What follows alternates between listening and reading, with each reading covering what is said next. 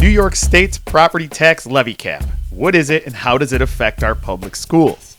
Or, to put it another way, where is a 2% tax cap not a 2% cap on tax increases? In New York State, that's where.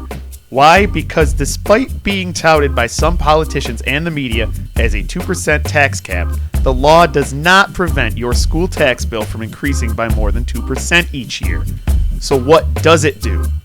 It requires each public school district to calculate a tax levy limit each year using a complicated 8-step formula dictated by the state. How complicated, you ask? Well, you start with the prior year total tax levy. Wait, what's the tax levy? It's the total amount of property taxes a school district collects from property owners to balance its budget, after accounting for state aid and any other revenue sources. Back to the formula. Start with the prior year tax levy, multiply that by the tax-based growth factor, Then add pilot payments received in the prior year and subtract any tax levy that pays for court judgments, but not if they are tax certiaries. Also subtract capital costs paid with local tax dollars, not state aid, then multiply all of that by 2%, or the change in the consumer price index, whatever is lower, and subtract pilot payments expected in the coming year. Add the available carryover, which is anything left over from last year's tax levy limit, as long as it's less than 1.5% of the limit. and you have this year's tax levy limit. You get it? Yeah, me neither. But did you catch the 2%? Let's go back.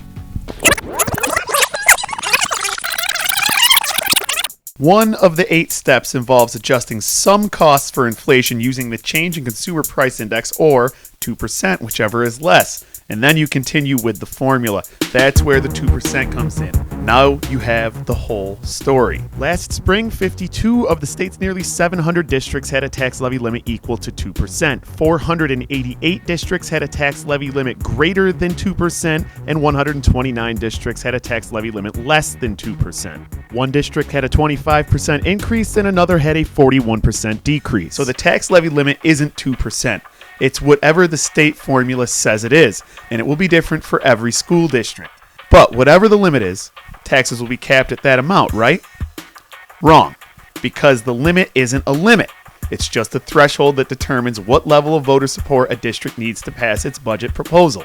If a district decides to propose a budget with a tax levy that is more than its tax levy limit, that district will need a supermajority, or at least 60% of voters, to approve its budget. If the proposed tax levy is at or below its limit, the budget passes with just a simple majority.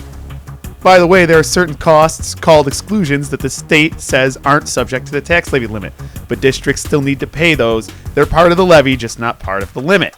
And don't forget, all of this applies to a district's total tax levy, not the tax rate, not your tax bill. Tax bills are also affected by other things that have nothing to do with the school district, like state equalization rates and local property assessments.